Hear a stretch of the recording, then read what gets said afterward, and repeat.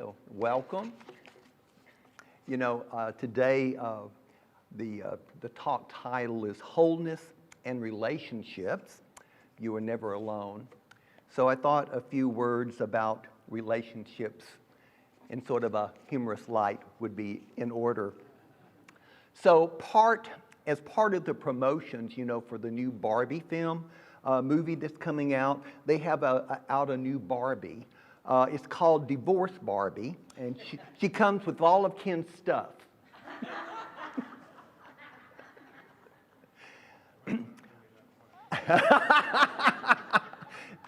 Yes, some may not approve. A husband is living proof that a wife can take a joke. I once gave my husband the silent treatment for an entire week. When it was over, he said, "We got along really well there for a while." I got my partner a Get Better Soon card. They're not sick or anything, but they could definitely get better. I never knew true happiness until I got married. Then it was too late. My girlfriend told me I ruined her birthday. I'm not sure how I did that when I didn't even know it was her birthday. A man is incomplete until he's married. Then he's finished. Wife, do you want dinner? Husband, I don't know. What are my choices? Wife, yes or no? Marriage is spending the rest of your life with someone you want to kill, but not doing it because you'd miss them. My girlfriend asked me if I ever wanted to get married. Apparently, when I meet the right girl was the wrong answer. In any argument, always let your wife have the last word. Anything after that is just the beginning of another fight. And a lonely man placed an ad in the paper, wanted a wife. Within a week, he received hundreds of replies. They were all the same. You can have mine.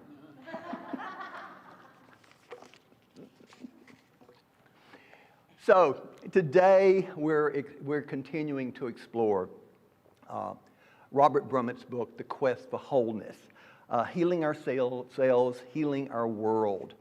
And today, like I said, we're exploring the 8th chapter, Wholeness and Relationships, You Are Never Alone. Brummett tells us that the quest for wholeness is paradoxical. On one hand, wholeness requires individuation.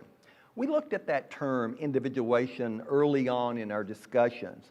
And individuation refers to the process through which a person achieves a sense of individuality, separate from the identities of others. It is a process whereby we begin to understand and to express our unique self-identity, which is separate from that of other individuals. It is the process whereby we begin to understand and express our unique self-identity, which is separate from that of any other individual. Individuation is ongoing, and it can be considered both a goal and a lifelong process. It's a process that, as Brummett points out, usually requires solitude, introspection, and going deep within ourselves. At the same time, Brummett points out that wholeness also requires the experience of intimate relationships with others and with all things. He says we cannot become whole in isolation. We need others, and we need the world that we live in. We are, who we are extends beyond our physical boundaries. In our quest for wholeness, we cannot journey alone because we do not live in isolation. We need others, and we need the world that we live in. Who we are extends beyond the physical boundaries. In our quest for wholeness, we cannot journey alone because we do not live in isolation. We can neither become whole nor remain whole in isolation from others. We need others as we journey, And the divine idea of wholeness includes wholeness in all of our relationships. Truly, our journey is not a journey alone. So Deepak Chopra, in his book, Quantum Healing, tells us that we have a very intimate relationship, not only with each other, but also with all of nature and all of the universe. He says the more that we tune in to that intimate relationship, the more likely it is that we have the memory of wholeness. And once we have the memory of wholeness, it is a lot more than just a physical healing, because it brings about that spiritual knowledge of our essential state, who we really are. In order to find out who we really are, we have to bond with the universe. Let me repeat that. In order to find out who we really are, we have to bond with the universe. What does Chopra mean by that? How do we bond with the universe? You know, at the heart of our unity message is our first unity principle. There is only one presence and one power in the universe and in my life. It's called by many names. I call it God. I call it Spirit. I call it Divine Mind. I call it Source. You can call it anything you want. Just understand that any name, any symbol you use is not it. Any name used is just a pointer, pointing to something very real, beyond all names. And it's good, and it's one. And because it is one, we are part of it. We are spiritual beings having human experiences. Our essential nature is spirit. And as spiritual beings, we cannot experience separation. We can never be separated from anything, for we are one with all of it. As we align ourselves with that truth and continually remind ourselves of that truth and continually remind ourselves and make continuing efforts to live from that truth of our oneness with the whole, we bond with the universe. We bond with all of life. At that point, our whole perspective can shift from our egos to the truth of who we are. A whole new way of looking at life, a whole new way of living can be made possible. As human beings operating from our egos, we do usually experience a sense of separation. And that is the nature of the ego. As Brummett points out, we are one in spirit. But it seems that as human beings, we are very separate. But that just is not so. We are not as separate as we think we are. As humans, we are interdependent. You know, from the time of our birth to the day of our death, we are dependent on others, on our families, on our tribe, on our community. Today, our community includes virtually everyone on earth, especially if you look at the arena of economics and commerce. You know, one of the gratitude exercises that I sometimes give in workshop is for people to think of the breakfast they had and then to think of 50 things about that breakfast that they're grateful for. 50 things. And then I said, well, if you want to just, spend a little bit more time, why don't you just think of 100 things that you're grateful for that breakfast? And then I say, well, actually, if you have more time, let's do 1,000 things that you're grateful for that one breakfast. And so that sets in motion this thought of, let's say we had just a breakfast of cereal with some fruit and a cup of coffee. So what are you grateful for? How many things can you see that you're grateful for that small breakfast? Are you grateful for the people who grew the grains, the farmers that grew the grains? Are you grateful for the dairymen that raised the cows, and the dairymen that milked the cows, and the people, the truckers that brought the milk to the grocery store, and the people who loaded up the grain and shipped it to us? You can just, one thing after another after another, it's all interconnected. Every little single thing, we have so much to be grateful for. So much to be grateful for. Even if you look in your closet, like I just recently looked in mine, what you see is clothes that were made in China, that were made in India, that were made in Indonesia, that were made in this and that country. It's amazing where all of these things that we use, they come from all over the world. Even the laptop, even the cars, I mean, even if they're made in the United States, the parts are made elsewhere in other countries. So it's something that it's a beautiful practice to just allow ourselves to really think of all the things that we are grateful for. We are all interwoven together.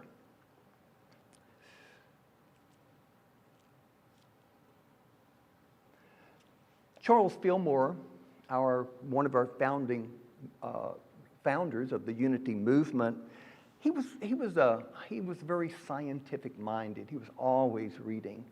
I think first and foremost in his life, he was very scientific minded. But after the healing of his wife Myrtle, he was so curious as how she became healed that he really delved into the spirituality.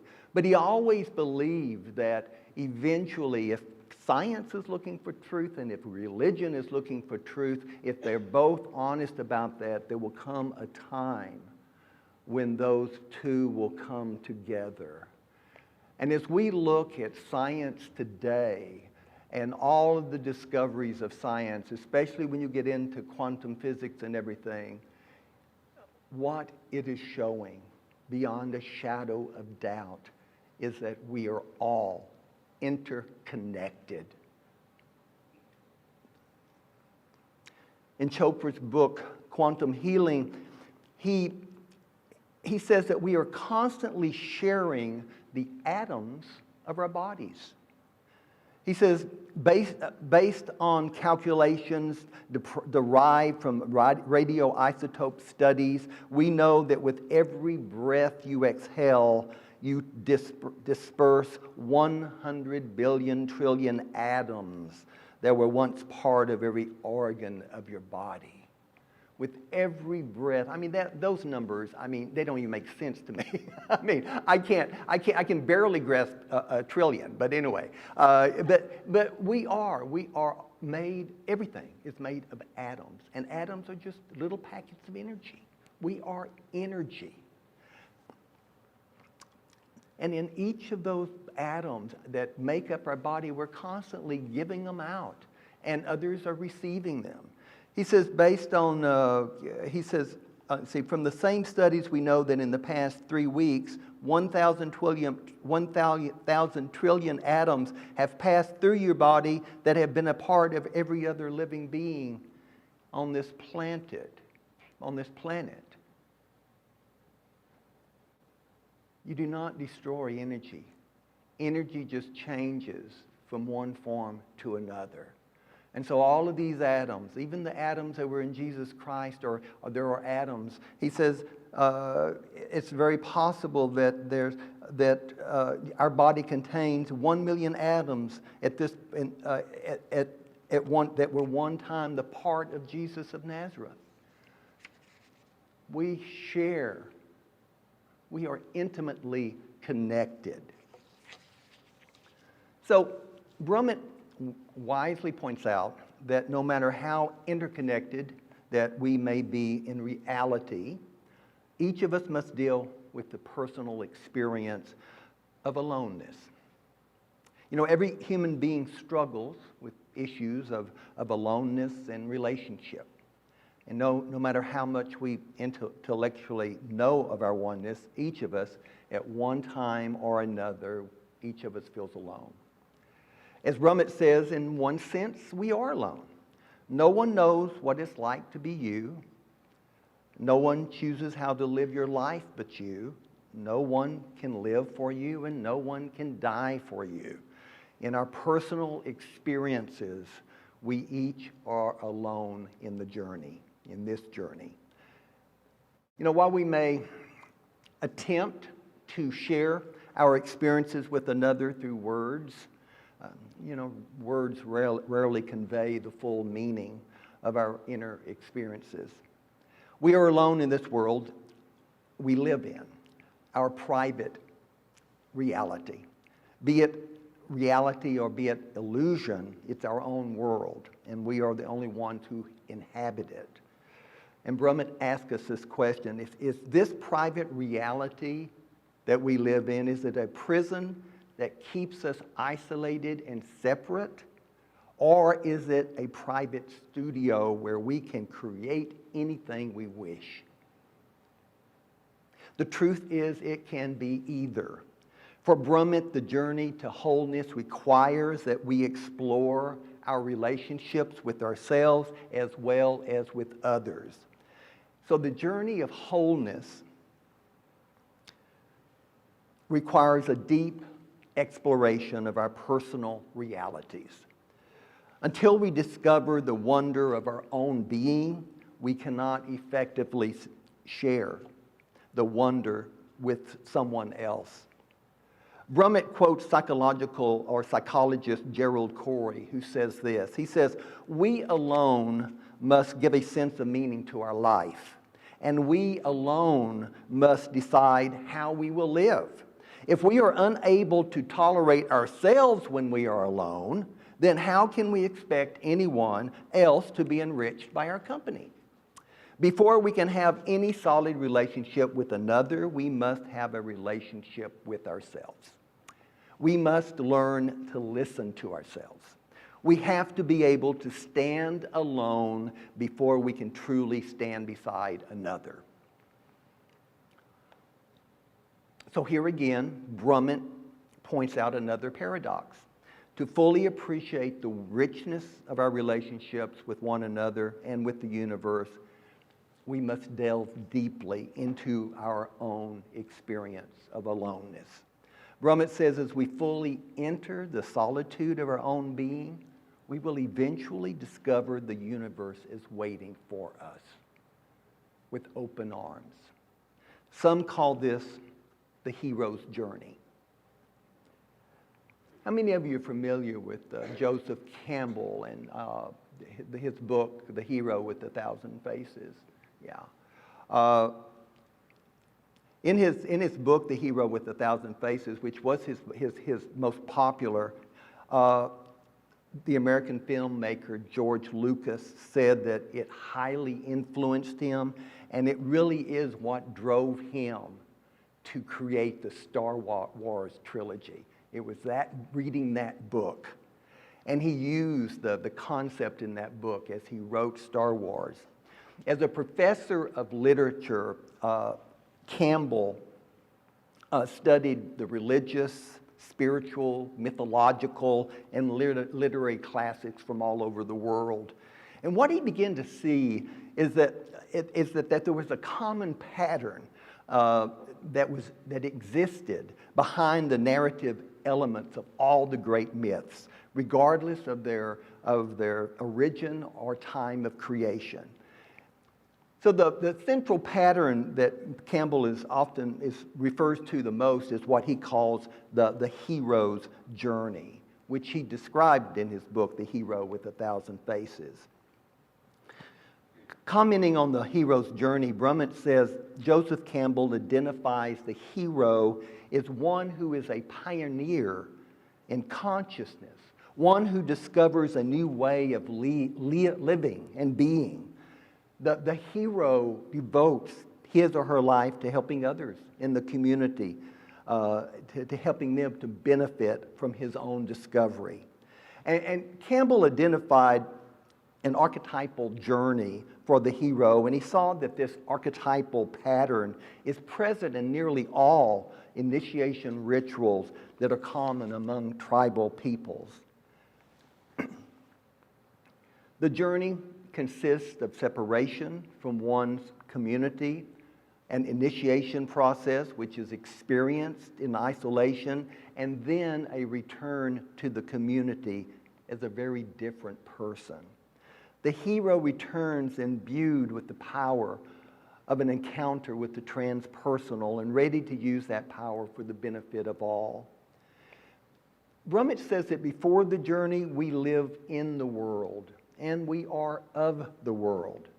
We live according to the standards and the values and the beliefs of the community and family in which we grew up.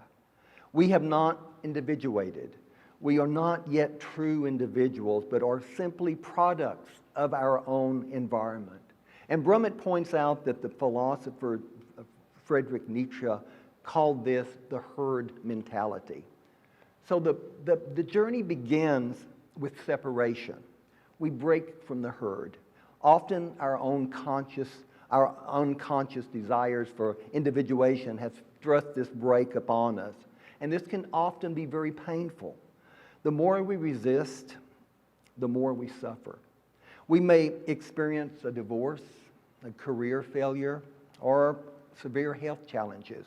And some consciously choose to leave the crowd. In any event, what we do is we separate. I remember, that time of separation for me when I decided to change my life and not to go into ministry as a teenager as I had planned for such a long time. And I left home and I made that journey into a whole different way of living. And that we all do that when we leave home. In the experience of separation, we may feel very alone, but eventually we discover a power within that is beyond any worldly power. In the words of the Apostle John in 1 John 4:4, he says, For he who is in you is greater than he who is in the world. This is the experience that Campbell names initiation. Initiation is the experience of an imbuement with power from the transpersonal. We touch a reality beyond our personal reality. And this is largely a solitary process, yet we discover that aloneness and solitude can be a great gift rather than a curse. For the fruits of our journey are truly extraordinary. So Brummett says that imbued with a new power, a power not from the world, we eventually return to the world. You return very different from when we left. We return as people who create their world rather than people who are created by it. We return to the world of community and relationships, but we experience these in a vastly different way. So before the initiation, we were sustained and perhaps even defined by our relationships. Then we were just spiritual children. Now we are spiritual adults. We re-enter the world to be in it, but no longer of it. No longer products of the past. We now bring forth something truly new and unique into the community of humans. We return to serve. We return to heal. We return to teach our brothers and our sisters. So for Brummett, each of us questing for wholeness is on the hero's journey. The stages of separation, initiation, and return are always present in this journey, but the journey itself can take many forms. In his book, Brummett tells the traditional legend of the great struggle of the Buddha, which he sees as a classic representation of the hero's journey.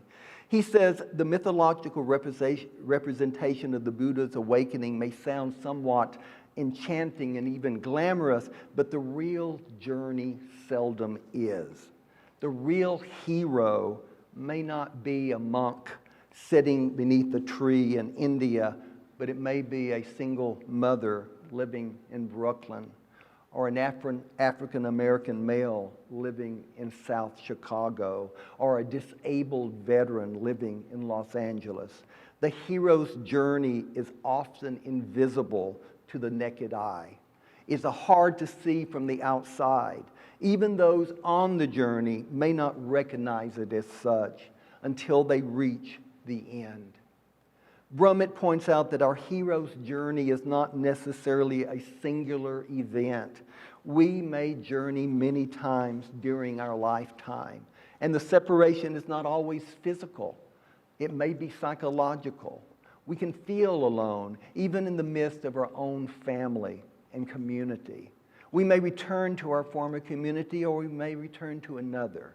Brummett says, in returning, we see that our journey was not for ourselves, but was also for countless others whose lives will be impacted by our experiences of wholeness. In returning, we see that we are not and cannot be separated from any other human being or any other form of life. Our kinship with life extends beyond the human family to include all living beings, and indeed the entire universe. Brummett says that the quest is a paradox. The more we individuate and discover our wholeness, the more we realize that we cannot become whole in isolation from others and from our world. The more we each discover our wholeness, the more we realize that what I call me extends far beyond my personal self. The return phase of the journey brings us back into the world in a new way. It's new people. Yet we are not complete upon re-entry. Our journey to wholeness includes our bringing the truth of our inner being into the world. As our fifth unity principle states, knowing and understanding the laws of life, also called truth, is not enough. We must live the truth. We must live the truth that we know. So living in relationship to others is part of our journey to wholeness.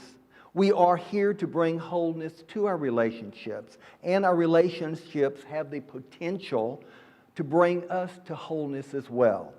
The teacher and the student are interwoven. We live in a symbiotic universe where all things are interdependent and are nurtured by their relationships with all other things.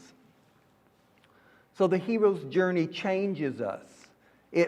Many who have experienced the spiritual awakening or have attained a certain degree of wholeness have a desire to serve others, often by teaching or healing.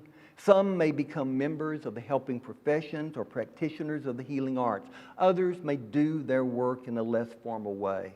Either way, the commitment is to serve. So Brummett writes, in whatever form it takes, their service is intended to awaken others to a higher degree of awareness and to bring them to a greater degree of wholeness. The work is not just to fix or even to heal, but to transform. Psychologist Jacqueline Small called these people transformers. You know, our vision here at Unity Spiritual World, at the Unity Spiritual Center of Windsor, is a world powerfully transformed through the growing movement of shared spiritual awakening. And our mission is to inspire and empower spiritual growth, to awaken us and transform the world. To be a member of Unity Spiritual Center Windsor is to claim our vision and mission as your own.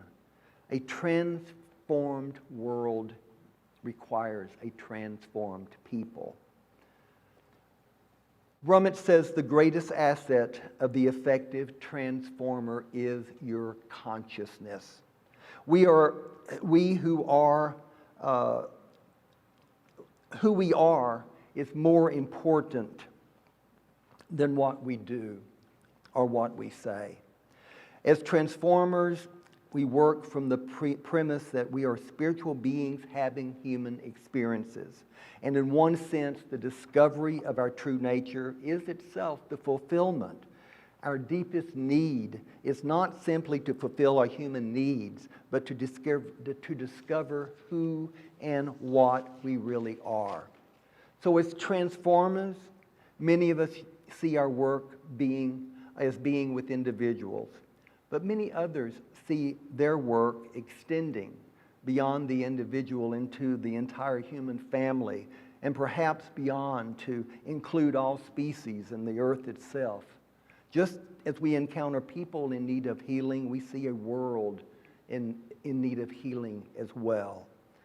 So in his book, Brummett lists many of the challenges that our world is going through right now.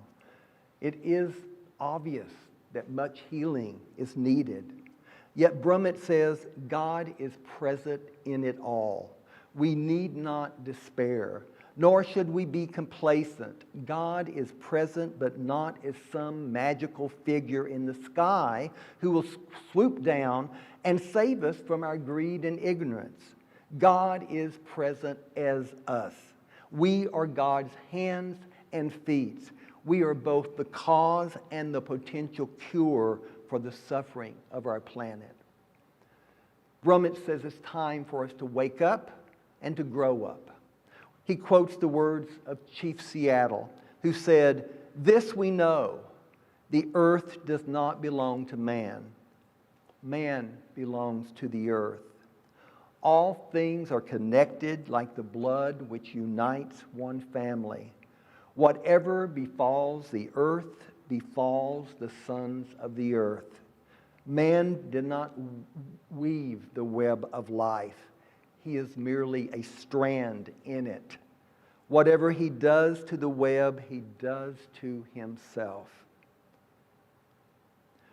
Personal wholeness and planetary transformation cannot be separated.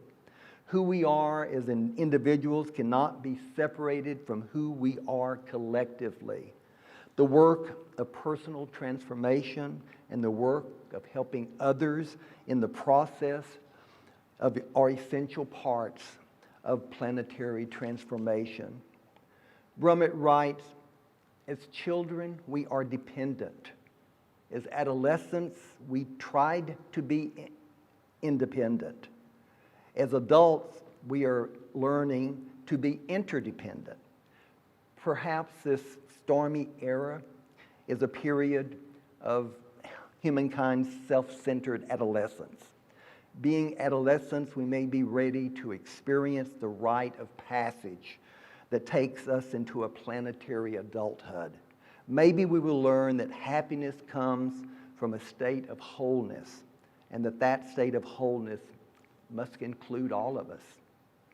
Perhaps the Nobel Prize-winning physicist Albert Einstein best summed it up with these words. He said, "A human being is a part of the whole, called by us universe, a part limited in time and space. He experiences his self, his thoughts, and feelings as something separate from the rest, a kind of optical delusion of his consciousness.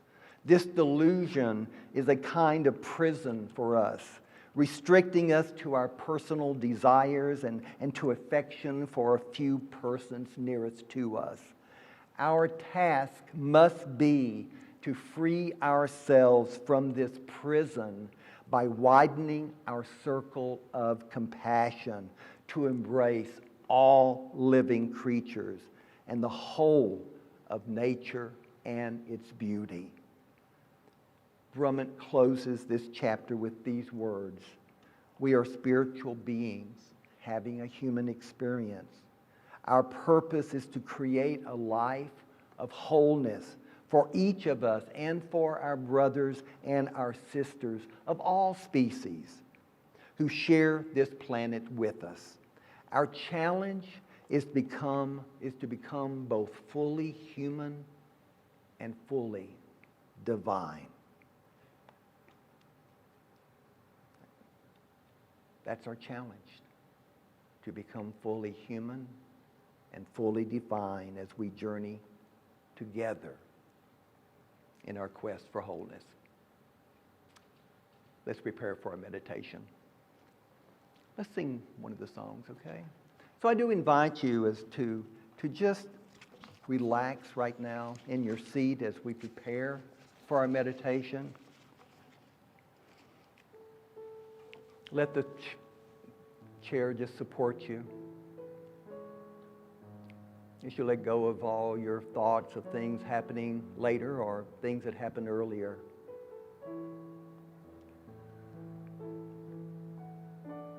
And allow yourself to just feel how grateful you are, how much you are really blessed. So I'm going to invite you to sing this song as we prepare for that. I am so blessed. I am so blessed. I am so blessed. I am so grateful for all that I have. I am so blessed. I am so blessed. I am so grateful. I am so blessed. I am so blessed. I am so blessed. I am so grateful for all that I have. I am so blessed. I am so blessed.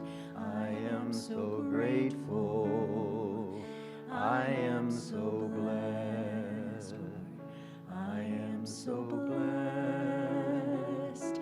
I am so blessed.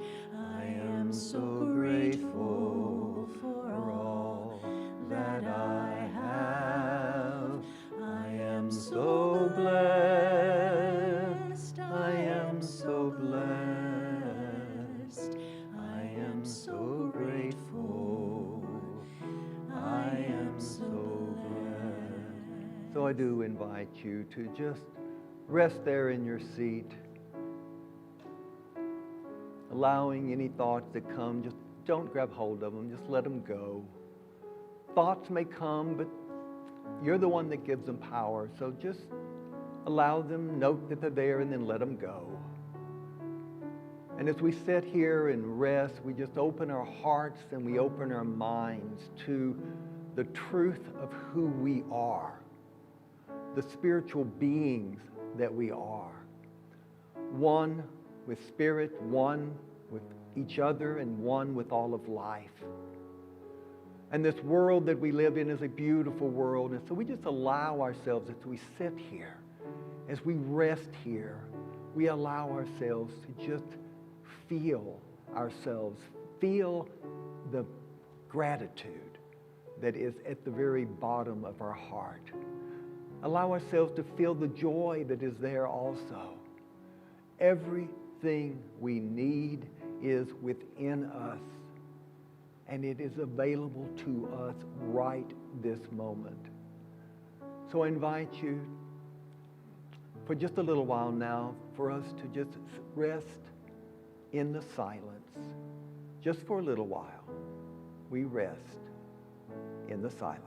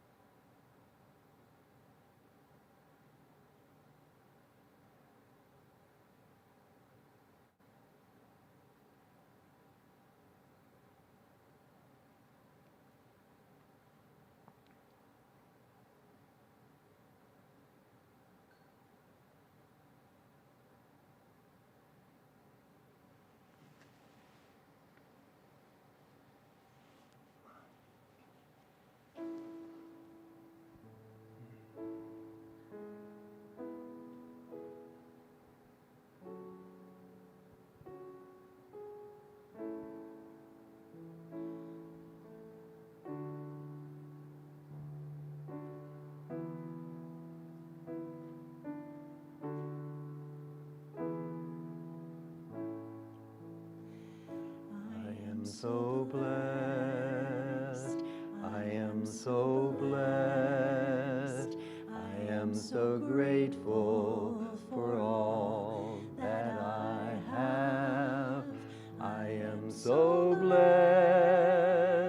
I am so blessed. I am so grateful. I am so blessed. I am so blessed. Sing along. I am so blessed. I am so grateful for all that I have. I am so blessed.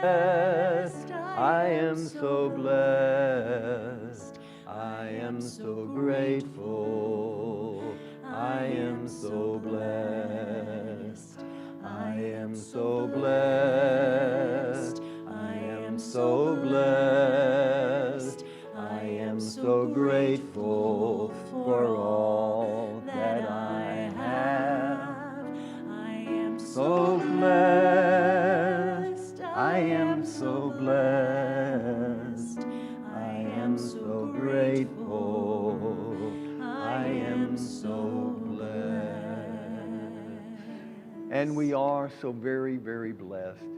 Thank you so much for being here today. And we're just so grateful to have each and every one of you. Thank you, Reverend David. That was such a marvelous talk, and you have given us so many truths in that talk that we hear. Well, it's going to take us ages to just go through them all and experience them all and send them out as a ripple into the world. Thank you again. That was just wonderful. Thank you. And I would also like to thank our musicians today, Angela and Esther. Thank you for that lovely music.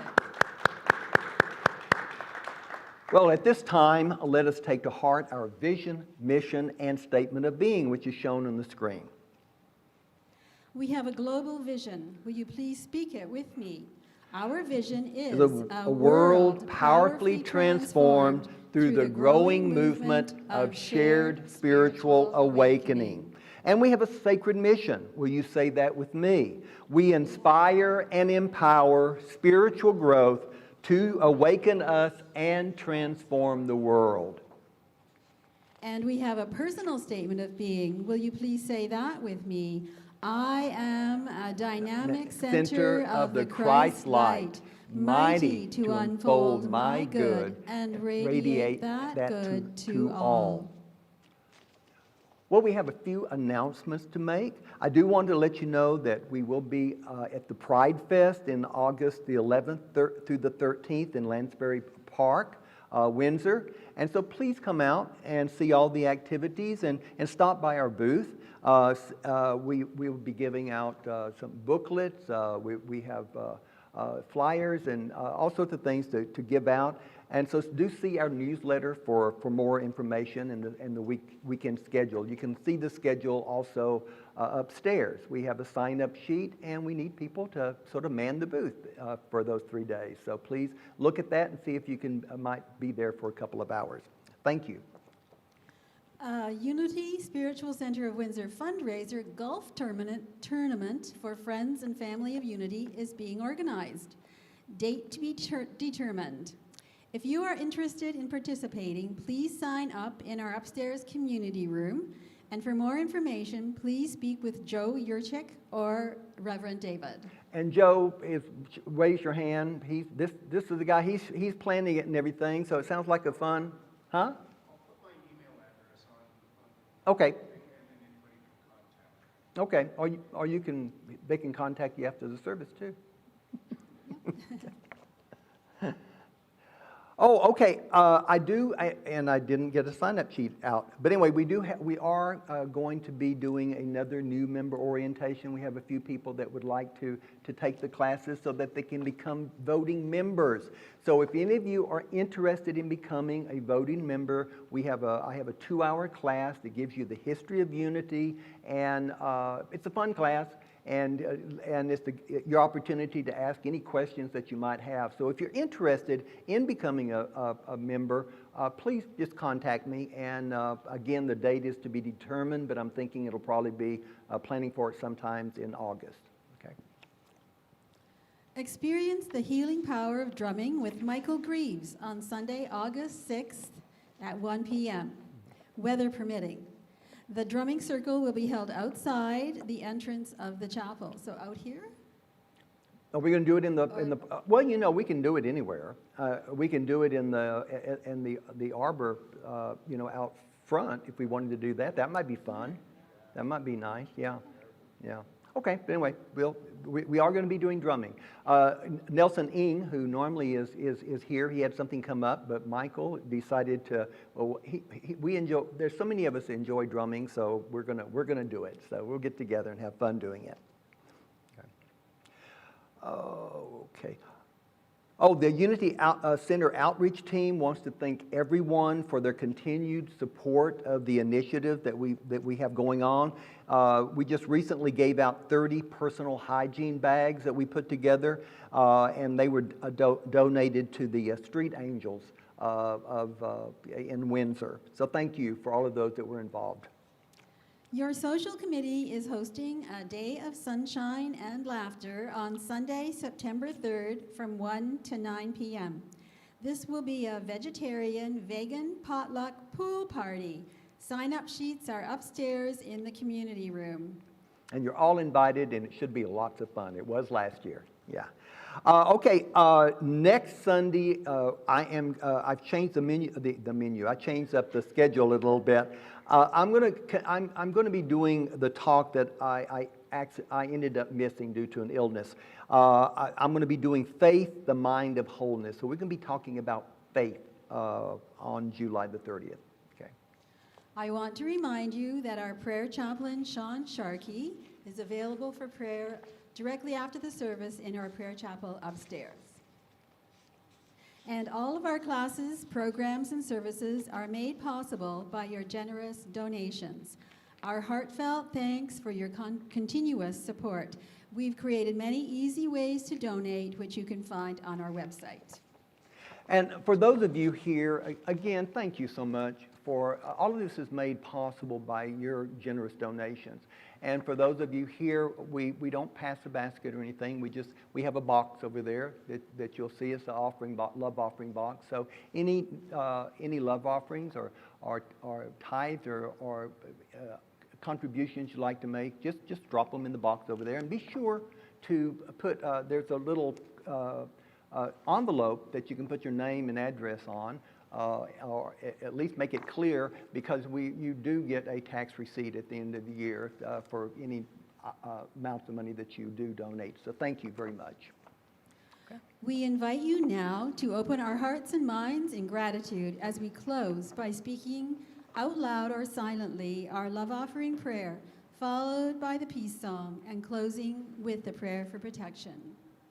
Divine love in me and through me blesses and multiplies all that I am, all that I have, all that I give, and all that I receive.